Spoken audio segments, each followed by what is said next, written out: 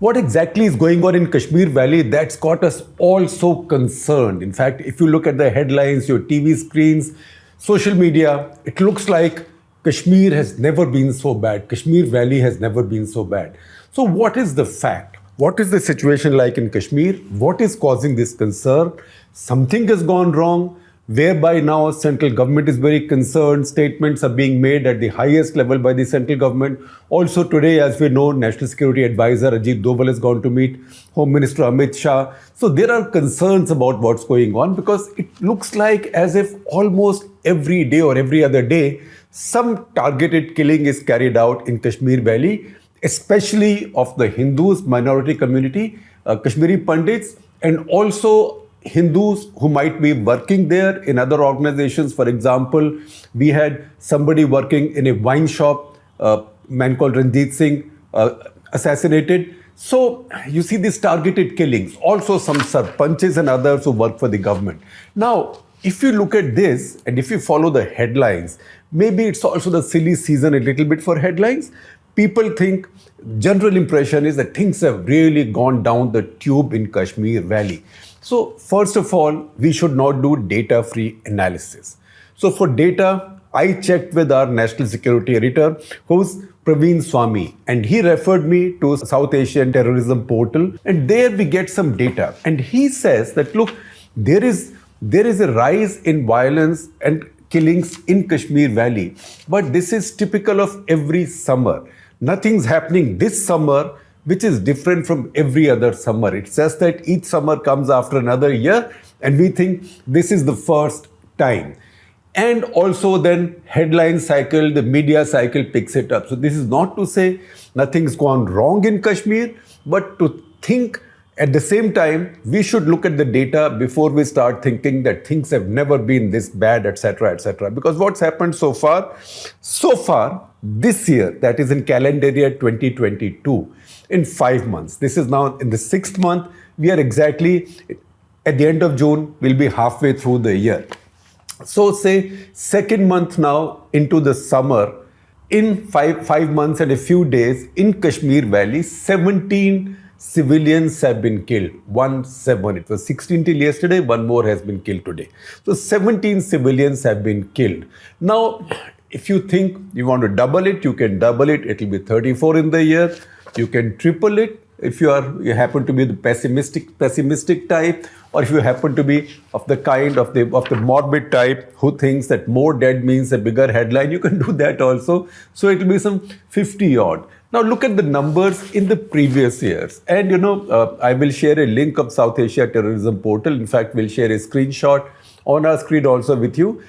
So you can go backwards if you want to. And you can see that in years of India-Pakistan peace in general, as is the situation right now, the number of civilians killed in Kashmir Valley does not vary so much.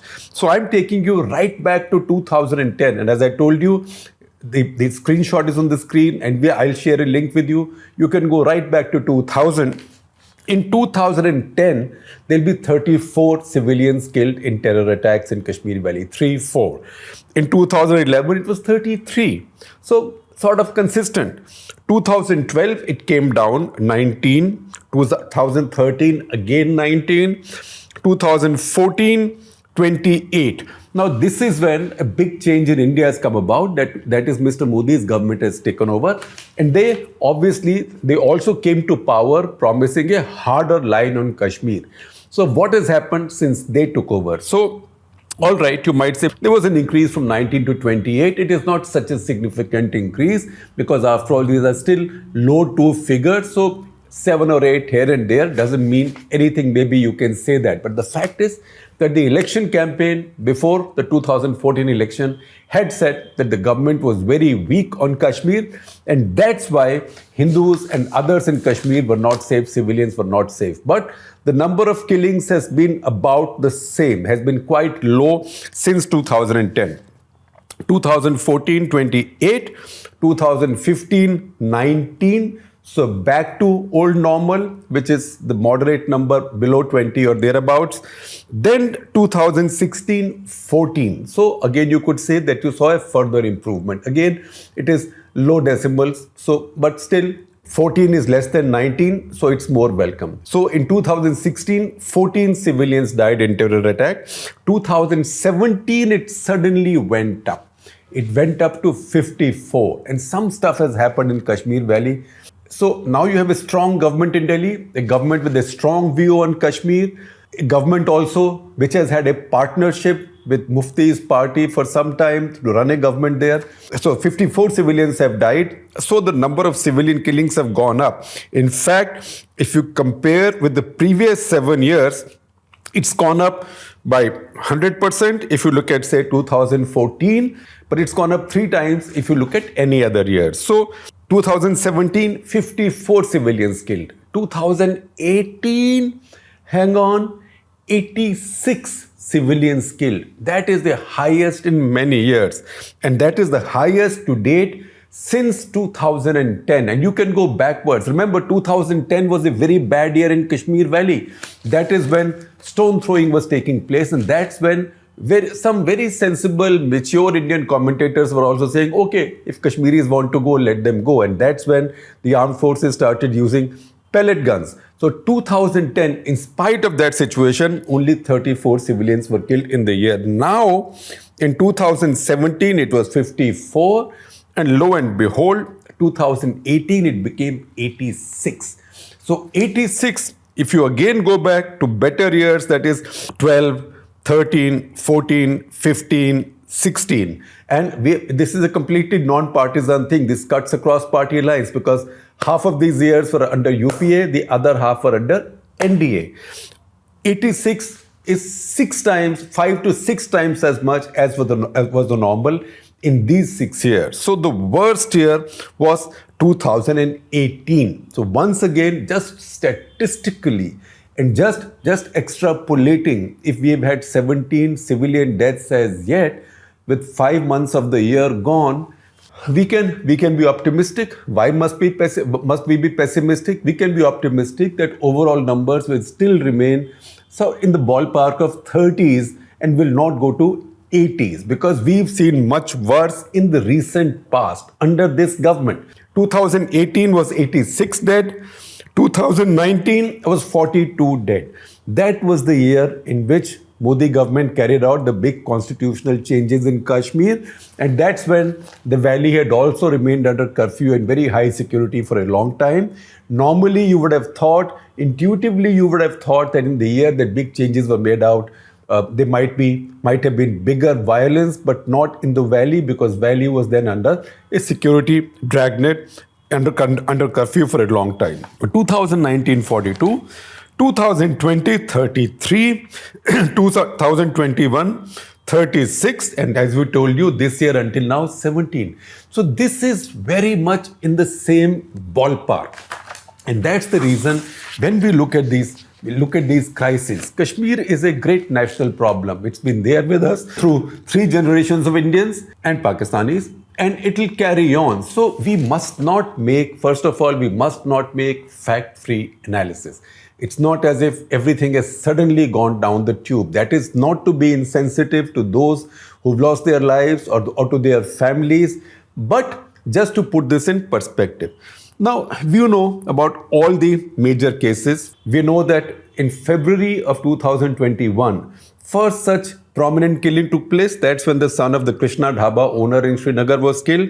Then Mr. M.L. Bindru, who was the chemist in Srinagar, who had stayed on even during the trouble. He was not a Kashmiri Pandit who left. He was killed. So you could see a trend coming up that people were being targeted. Then 2 days later, Supinder Kaur, who was a government boys higher secondary school headmistress, she and another teacher, Deepak Chand, they were killed after their ID cards were checked. So in 2021, as we told you, 35, 36 civilians were killed, depending on how you count it, and 182 militants were killed. These are J&K police figures. That's pretty much par for the course in Kashmir. That is normal. Unfortunately, that is normal in Kashmir. So you might say it looks awful, looks very abnormal, but you have to see it in the setting. The setting is Kashmir Valley, 35 civilians killed and 182 militants killed is, unfortunately, I have to say so, it is normal for Kashmir Valley. Of course, we'll all strive for a better normal, but this is not a situation over which India has ever panicked or India needs to panic. At the same time, every life has to be saved. Then we know about all the other killings. We know Rahul Bhatt, who had gone back to work in a government office, taking advantage of a government scheme that was set up in 2010, but that is government special employment scheme for migrants. He had gone back under that. He was shot. Again, people came into his office and shot him.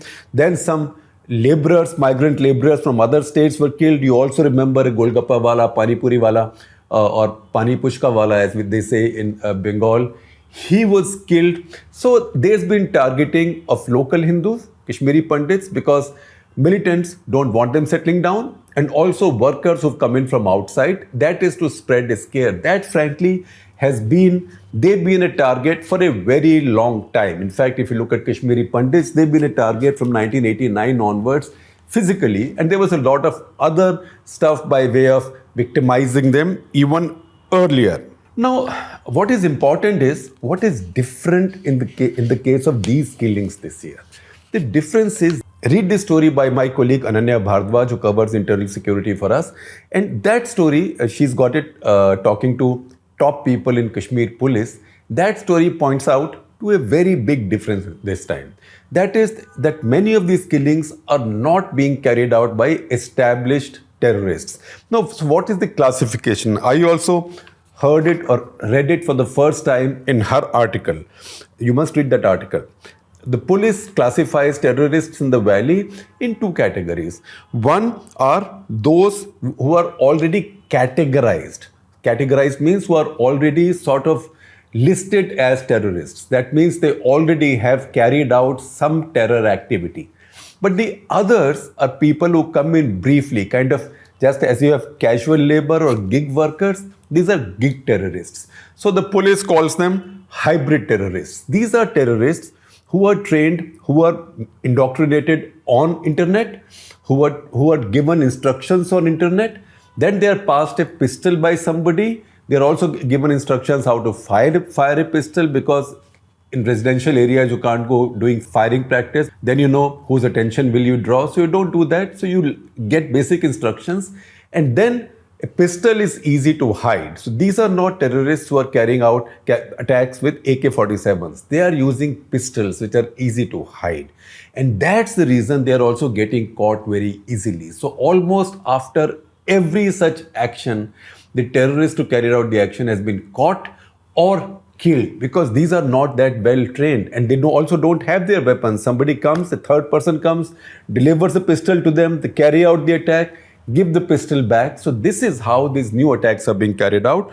So that's a new trend in Kashmir. So once again, if you look at this story, Ananya tells you that at this point, the number, the percentage or the ratio of hybrid terrorists, those are sort of first time freelance gig terrorists, is about 3/4. The rest, 1/4, are trained terrorists. So that is the big change in Kashmir Valley right now. And that's what we need to understand, because even the targets in terms of who to go out and kill, that instruction is also given to them on internet, online, and apparently it's all coming in from Pakistan. Now, why do Kashmiri terrorists target Kashmiri Pandits or local Hindus? That is understandable, because that's a strategy. In fact, Amanullah Khan, one of the preeminent early leaders of Jammu Kashmir Liberation Front, from which Yasin Malik also comes, he had said in interviews in 1990 that driving out the Kashmiri Pandits was part of his strategy. And that is something he said they'd been working on since 1986. Now, the BJP's political proposition has been that the governments at that time failed to protect the Kashmiri Pandits.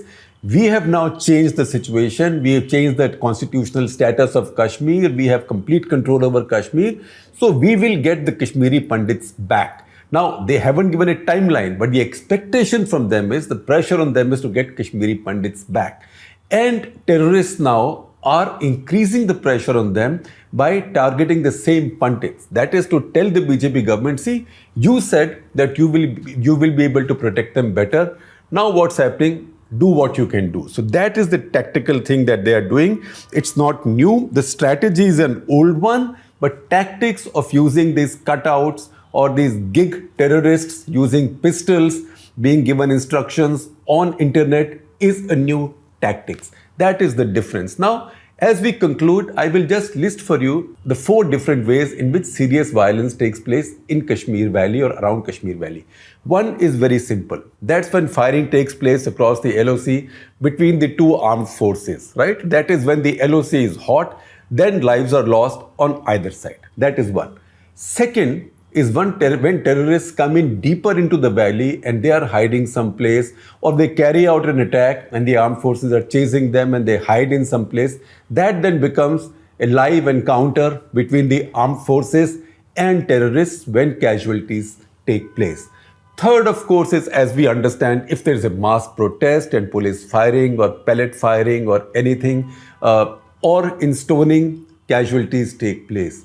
Fourth is the targeted killings. So targeted killings have always taken place.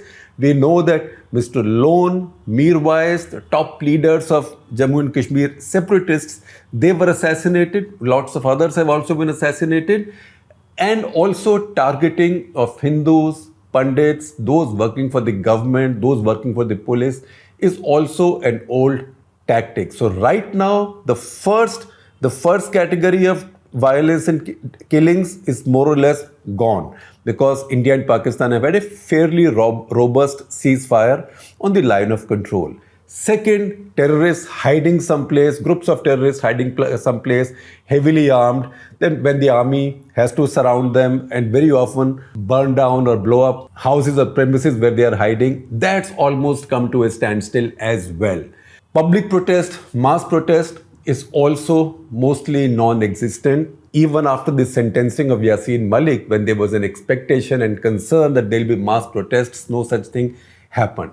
So this fourth category, which is targeted killings, that is what is right now being carried out. And one reason also it's making more headlines and more news is because very much of the rest is right now not there. So you have the impression that Kashmir is much more normal than before. Kashmir is full of tourists, all hotels are full, flights are full, pilgrims are coming in. So in that situation, what would the terrorists do? They steal headlines like this because it does not suit them at all. The last thing they want is that a feeling of normalcy grows in the valley.